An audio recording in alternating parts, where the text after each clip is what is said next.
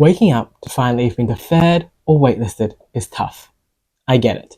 It's not a rejection, so you don't have any closure, but it's not an acceptance either. So you're just left waiting, stuck in uncertainty.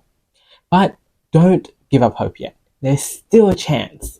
And one way to improve your chances is a letter of continued interest, which is exactly what we'll be going through in this video.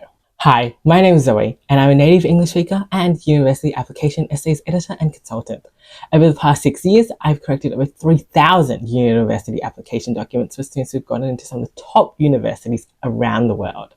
I'm also the founder of Zenar International Education, a company specializing in services including college app essay consulting. So, if you'd like extra support with your college application essay, including your letter of continued interest, feel free to leave us a message or visit us at www.zenarinternationaleducation.com/collegeapp.php to find out more. Okay, so let's get right into it. First of all, what is a letter of continued interest, or LOCI for short? Well, a letter of continued interest is basically a statement that you send to the admissions office if you've been deferred from early admission or placed on the waitlist for regular decision. So it lets the university know that you're still interested in attending and why, and it also updates them of anything that you've done since submitting your application, because hopefully you've done something since then. Okay, so does this mean that you write a letter of continued interest for every university that you've been waitlisted by? The answer is no, absolutely not. It's really, really important that before you even begin considering writing a letter of continued interest, that you carefully read through and follow the instructions of the university as to what you should do next. So if a university specifically asks you not to send a letter, then don't do so. This will only hurt your chances of admission even more. And before you write your letter of continued interest, also make sure that you read through and take note of any instructions given about when a letter of continued interest is due, or whether there are any specific length or content requirements, as well as where you need to upload or send the LOCI when you're done. There's no point writing a brilliant letter if no one's going to end up seeing it.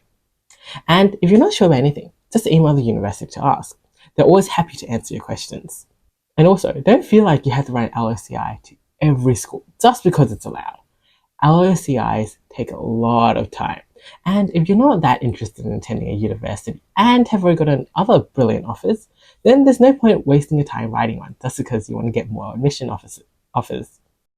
That said though, if you really do want to get into that university and it is allowed, then writing a letter of continued interest is a great way to keep yourself busy and to improve your admission chances. Before you get writing though, there are some things that you should be aware of. First of all, please do not use your letter to complain or vent out your frustrations.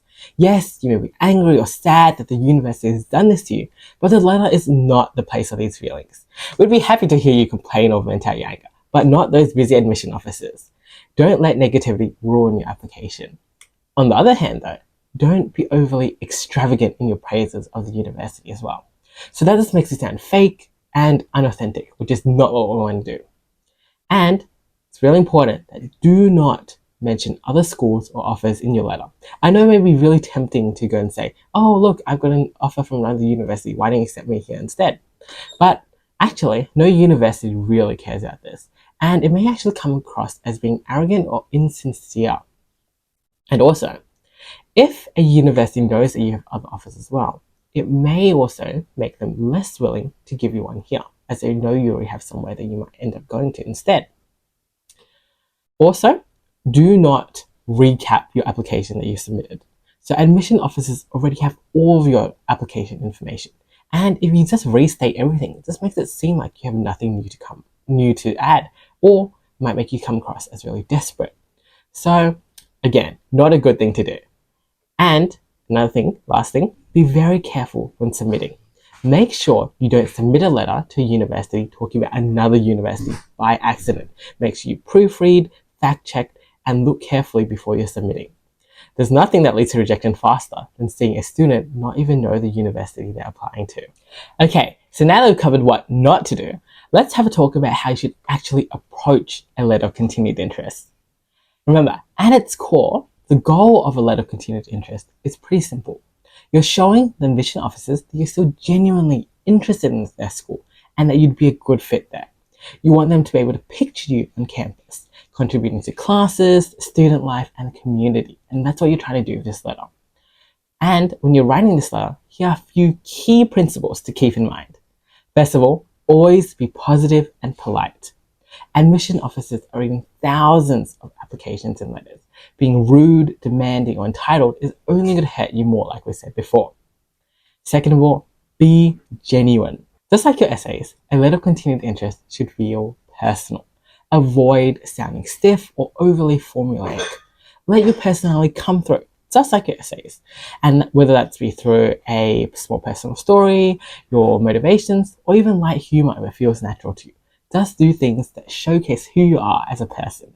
Third, make sure the letter aligns with your overall theme of the application. This isn't a brand new story.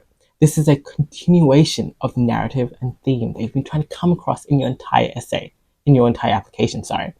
It should reinforce the narrative that you've already been building and should continue to show the admission officers why you're a perfect fit. And finally, be concise and specific. You do need to write a separate targeted letter for each university that you apply to or that you're writing a letter to with concrete details that show real interest. At the same time, don't make it too long. Ideally, a letter of continued interest should be around 500 to 650 words, or about 1 to 1.5 pages. Don't make it too long and don't make it too short. Okay, so now that we basically know how to approach a letter, here's a structure that you can use when writing one. First of all, begin by thanking the university for taking the time to consider your application and express your gratitude for being waitlisted or deferred. I know it's hard, but you have to express that gratitude because they've genuinely put in a lot of effort to read through your application and to consider applicants. So make sure you thank the university for that and be polite and positive. Doing so shows that you're able to persevere and rise above challenges or downfalls, even when they're tough. Next, once you've thanked the school, it's important that you reaffirm why you're interested in the school. And this is actually a really great place to mention any interactions that you had with the school or university since submitting your application. So, did you visit campus? Did you attend a virtual event? Did you speak with current students or alumni? Or if you've done none of them, have you maybe read a news article or something on the news that the university has done, or like a piece of research that they've published that's quite popular or quite famous?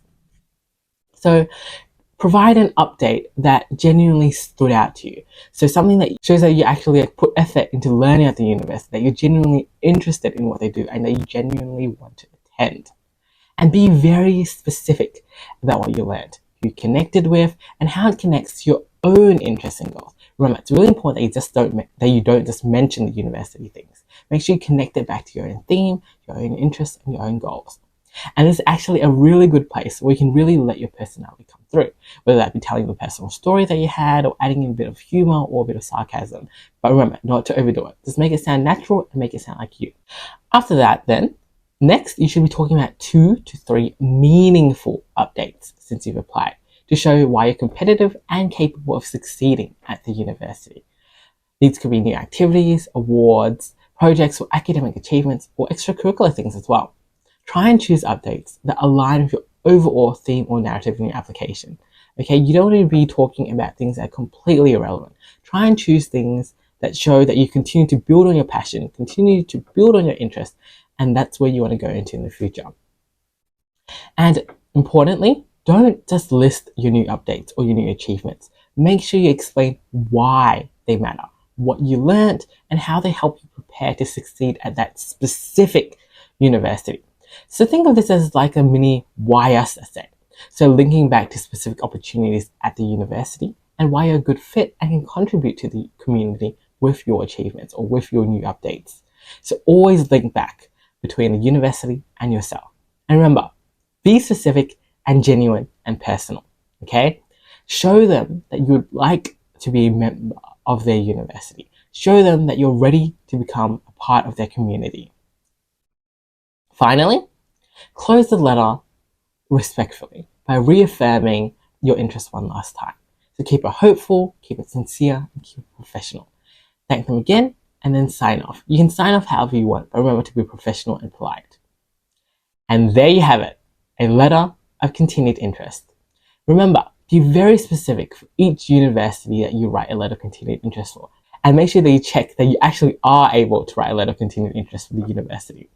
Follow the instructions carefully about what to write and also how to upload it. Again, I know a lot of you may be feeling disheartened or heartbroken that you've been waitlisted or deferred, but let's try and improve your admission chances by writing a brilliant letter of continued interest. If you'd like an example of an excellent letter of continued interest or assistance with your letter of continued interest, feel free to comment LOCI below.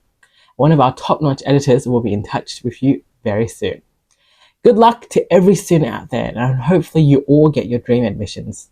And I'll see you in the next video.